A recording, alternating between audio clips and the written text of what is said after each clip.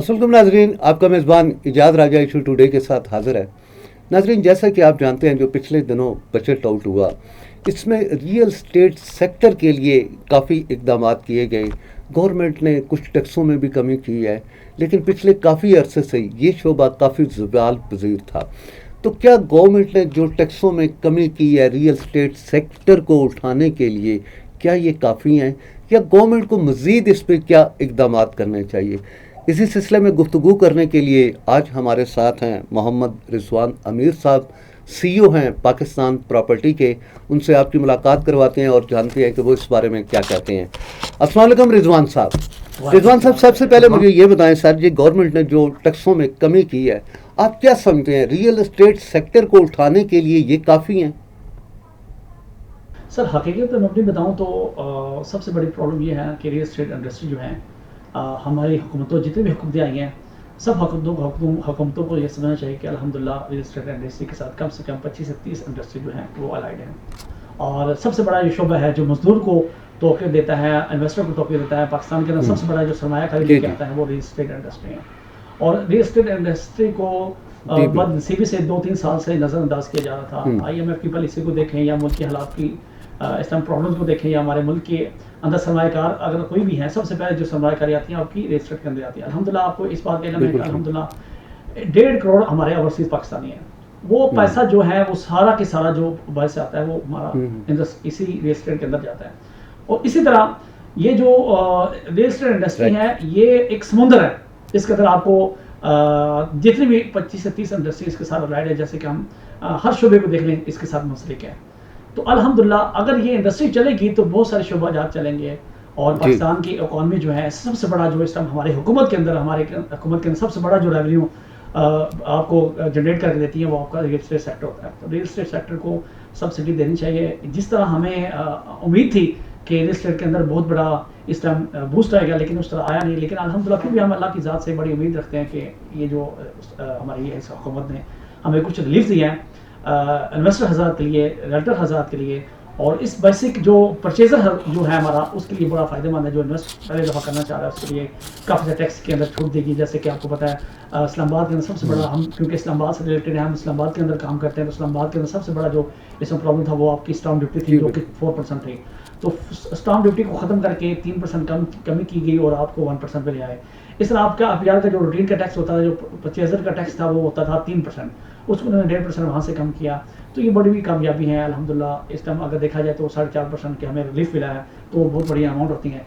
तो अल्हम्दुलिल्लाह उससे फिर जो इन्वेस्टर है उसके अंदर काफ़ी सारी खुशी की लहर दौड़ेगी और लोग यहाँ पे इन्वेस्ट करना चाहिए। हम जो 2-4 दिन से हमें मार्केट के अंदर काफ़ी सारा बेहतरी आई है, जो कि 2023 और 24 जो था हमारा हैरान कुन और नहायत ही मायूस कुन था। लेकिन इस दफ़ा में थोड़ी सी इस हुकूमत की पॉलिसी जब जैसे कि जुलाई 31 जून के बाद इम्प्लीमेंट होगा तो इंशाल्लाह मार्केट के अंदर जो है इन्वेस्टमेंट के हवाले से काफ़ी सारी बेहतरी आएगी, जो कि जनरल प्रोजेक्ट्स है। इस टाइम जो मार्केट के अंदर काम होगा वो सिर्फ जनरल काम होगा। मतलब जो हमारे सीनियर सेक्टर्स हैं, जो कोऑपरेटिव इदारे हैं जो अच्छा काम करने वाले हैं, या प्राइवेट सेक्टर्स हैं उनके अंदर जो अच्छा काम करने वाले हैं, इंशाल्लाह उसके अंदर काफ़ी सारी बूस्ट आएगा। तो हम अल्लाह की ज़ात से बड़ी उम्मीद करते हैं और हमें ये भी उम्मीद करते हैं कि हुकूमत इस पर मज़ीद सोचो विचार करे और हमारे रेंटर हज़रात को, रियल एस्टेट इंडस्ट्री को एक अच्छी प्लेटफॉर्म मुहैया किया जाए, एक अच्छे रास्ते के ऊपर चलाया जाए, ताकि हम लोग अपने और मुल्क के लिए अच्छी किरदार अदा कर सके और मुल्क को बुरहान के अंदर निकाला जा सकते हैं। वह एक सेक्टर है जो आपको बहुत सारा आपको फंड जनरेट करके देता है, जो कि रेवेन्यू के जो पाकिस्तान की हिस्ट्री के लिए 2020 में जो हमारी पाकिस्तान की हिस्ट्री के तरीक़ों जो रेवेन्यू पाकिस्तान की हिस्ट्री में आया था, अल्हम्दुलिल्लाह हम दोबारा वो दिन देखना चाहते हैं। अल्लाह करे वो दिन वापस आए आप लोगों की मौजूदगी के अंदर। जी बिल्कुल ठीक है। रिजवान साहब, मुझे एक और बात बताएं सर, ये जो ख़ास तौर पे हमारे यहाँ डमी सोसाइटीज़ बन गई हैं, इन्होंने लोगों का जो कॉन्फिडेंस था उसको बहुत ज़्यादा लॉस किया, और ख़ास तौर पे जो हमारे ओवरसीज़ लोग थे उनके एतमाद को मजरू किया। तो आप ये बताएं कि इनकी रोकथाम कैसे हो सकती है, इस पे क्या कहते हैं आप? सर हकीकत में अपनी बताऊँ तो सबसे बड़ी प्रॉब्लम ये है कि रियल एस्टेट इंडस्ट्री जो है हमारी हुकूमतों जितनी भी हुकूमतें आई हैं, सब हुकूमतों को ये समझना चाहिए कि अल्हम्दुलिल्लाह रियल एस्टेट इंडस्ट्री के साथ कम से कम 25 से 30 इंडस्ट्री जो हैं वो अलाइड हैं। और सबसे बड़ा ये शोबा है जो मजदूर को توقع دیتا ہے، انویسٹر کو توقع دیتا ہے. پاکستان کے اندر سب سے بڑا جو سرمایہ کاری لے کے آتا ہے وہ ریل اسٹیٹ انڈسٹری ہے. اور ریل اسٹیٹ انڈسٹری کو بد نصیبی سے 2-3 سال سے نظر انداز کیا جا رہا تھا. IMF کی پالیسی کو دیکھیں یا ملک کے حالات کی اس ٹائم پرابلمس کو دیکھیں یا ہمارے ملک کے اندر سرمایہ کار اگر کوئی بھی ہے، سب سے پہلے جو سرمایہ کاری آتی ہیں آپ کی ریل اسٹیٹ کے اندر آتی ہے. الحمدللہ آپ کو اس بات کا علم ہے کہ الحمدللہ 1.5 کروڑ ہمارے اوورسیز پاکستانی ہیں. وہ پیسہ جو ہے وہ سارا کے سارا جو باہر سے آتا ہے وہ ہمارا اسی ریل اسٹیٹ کے اندر جاتا ہے. اور اسی طرح یہ جو ریل اسٹیٹ انڈسٹری ہے یہ ایک سمندر ہے. اس کے اندر آپ کو جتنی بھی 25 سے 30 انڈسٹری اس کے ساتھ رائڈ ہے، جیسے کہ ہم ہر شعبے کو دیکھ لیں اس کے ساتھ منسلک ہے. تو الحمدللہ اگر یہ انڈسٹری چلے گی تو بہت سارے شعبہ جات چلیں گے. اور پاکستان کی اکانومی جو ہے سب سے بڑا جو اس ٹائم ہماری حکومت کے اندر سب سے بڑا جو ریونیو آپ کو جنریٹ کر کے دیتی ہے وہ آپ کا ریل اسٹیٹ سیکٹر ہوتا ہے. تو ریل اسٹیٹ سیکٹر کو سبسڈی دینی چاہیے. جس طرح ہمیں امید تھی کہ ریل اسٹیٹ کے اندر بہت بڑا اس ٹائم بوسٹ آئے گا، لیکن اس طرح آیا نہیں. لیکن الحمدللہ پھر بھی ہم اللہ کی ذات سے بڑی امید رکھتے ہیں کہ یہ جو ہماری اس حکومت نے ہمیں کچھ ریلیف دیا ہے انویسٹر حضرات کے لیے، ریلٹر حضرات کے لیے، اور اس بیسک جو پرچیزر جو ہے ہمارا اس کے لیے بڑا فائدہ مند ہے. جو انویسٹ پہلے دفعہ کرنا چاہ رہا ہے اس کے لیے کافی سے ٹیکس کے اندر چھوٹ دے گی. جیسے کہ آپ کو پتہ ہے اسلام آباد کے اندر سب سے بڑا، ہم کیونکہ اسلام آباد سے ریلیٹڈ ہیں، ہم اسلام آباد کے اندر کام کرتے ہیں، تو اسلام آباد کے اندر سب سے بڑا جو اس میں پرابلم تھا وہ آپ کی اسٹامپ ڈیوٹی تھی جو کہ 4% تھی. تو اسٹامپ ڈیوٹی کو ختم کر کے 3% کمی کی گئی اور آپ کو 1% پہ لے آئے. اس طرح آپ کا اپیال کا جو روٹین کا ٹیکس ہوتا تھا، جو 25,000 کا ٹیکس تھا وہ ہوتا تھا 3%، اس کو انہوں نے 1.5% وہاں سے کم کیا. تو یہ بڑی بھی کامیابی ہے الحمدللہ. اس ٹائم اگر دیکھا جائے تو 4.5% کے ہمیں ریلیف ملا ہے، تو وہ بہت بڑی اماؤنٹ ہوتی ہیں. تو الحمدللہ اس سے پھر جو انویسٹر ہے اس کے اندر کافی ساری خوشی کی لہر دوڑے گی اور لوگ یہاں پہ انویسٹ کرنا چاہیے. ہم 2-4 دن سے ہمیں مارکیٹ کے اندر کافی سارا بہتری آئی ہے، جو کہ 2023 اور 24 جو تھا ہمارا حیران کن اور نہایت ہی مایوس کن تھا. لیکن اس دفعہ میں تھوڑی سی اس حکومت کی پالیسی جب جیسے کہ جولائی 31 جون کے بعد امپلیمنٹ ہوگا تو انشاءاللہ مارکیٹ کے اندر جو ہے انویسٹمنٹ کے حوالے سے کافی ساری بہتری آئے گی، کیونکہ جنرل پروجیکٹس ہیں.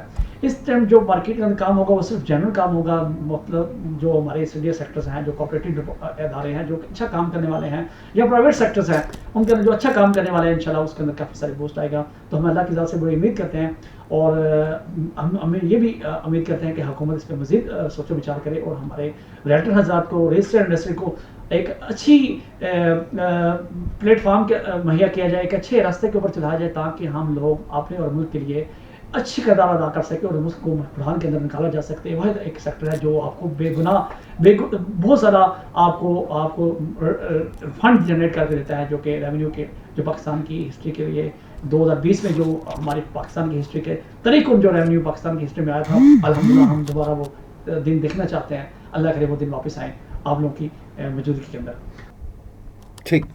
اچھا رضوان صاحب، آخر میں مجھے یہ بتائیں خاص طور پہ یہ جو آپ کی ریلٹر فیڈریشن ہے یہ کیا کام کر رہی ہے؟ کیا آپ سمجھتے ہیں کہ جس مقصد پرپز کے لیے یہ آپ کی فیڈریشن بنی تھی وہ مقاصد آپ کے پورے ہو رہے ہیں؟ سر وہ کیوں نہیں روکتی ہے؟ سر فیڈریشن کا یہ کام ہے کہ دیکھیں نا کہ سر اگر فیڈریشن جو ہے وہ الحمدللہ وہ کام کر رہی ہے، لیکن اس ٹائم سر آپ اس چیز کا چیک اینڈ بیلنس جو حکومتی لیول پہ جب تک نہیں ہوگا پراپر ان ریلٹر کو رجسٹر کیا جائے، جیسے کہ سائز اینڈ ٹیکنیشین میں ایک طرف سے مختلف اداروں کو چیک کیا جاتا ہے، چیک اینڈ بیلنس رکھا جاتا ہے. تو اس ٹائم ابھی اسلام آباد میں ایسا کوئی ادارہ نہیں جو اس کو چیک اینڈ بیلنس کی طرف لے کے آ سکے. اسلام آباد چیمبر آف کامرس انڈسٹری ہے، اس کے ممبر بھی آپ لوگ، ہم 2 لوگ ہیں الحمدللہ، اس کے ساتھ ہم وابستہ ہیں.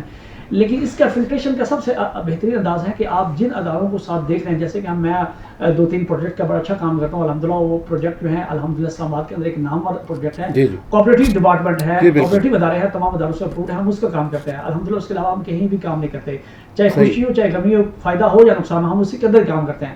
ہم اس چیز کو دیکھتے نہیں. ہاں مارکیٹ میں ہم جب ہمارے ریلٹر کا سب سے بڑی پرابلم ہوتی ہے کہ وہ ان کو پراپر اس چیز کی سوچ بوجھ نہیں ہوتی کہ وہ چاہتے ہیں کہ ہمیں کم قیمت میں ایک اچھی چیز مل سکے. تو وہ اس کم قیمت والی چیز جو ہے اس کو حاصل کرنے کے لیے اس کے اندر ریبیٹ اچھا ان کو ملتا ہے. تو چاہے وہ اینڈ یوزر کے نقصان دہ بھی ہو تو وہ اپنے ریبیٹ کو دیکھتے ہیں، اپنے فائدے کو دیکھتے ہیں. اپنے فائدے کے لیے وہ کہتے ہیں کہ وہ مرغی کھا جاتے ہیں لیکن انڈا نہیں کھاتے، جس وجہ سے ہمارے جو اینڈ یوزر ہے اس کے لیے نقصان دہ ثابت ہوتا ہے. تو ہمیں یہ دیکھنا چاہیے کہ ریلٹر کو کہ ہم لوگ جو بھی انویسٹمنٹ کسی کروائیں تو ہمیں بے شک چند پیسے کم بچ رہے ہوں، لیکن ہم اپنے انویسٹر حضرات کے لیے اچھا سوچیں تاکہ ان کو ایک اچھی چیز ملے، تاکہ وہ آپ کے لیے بھی اور آپ کے فیوچر کے ساتھ بھی سمجھ سکے. کیونکہ پراپرٹی ایک ایسا چیز ہے، ایک ایسی انویسٹمنٹ ہے جو لوگوں کی ساری زندگی کی، جب آپ کو پتہ ہے زندگی میں گھر ایک دفعہ بنتا ہے، روز روز گھر نہیں بنتے.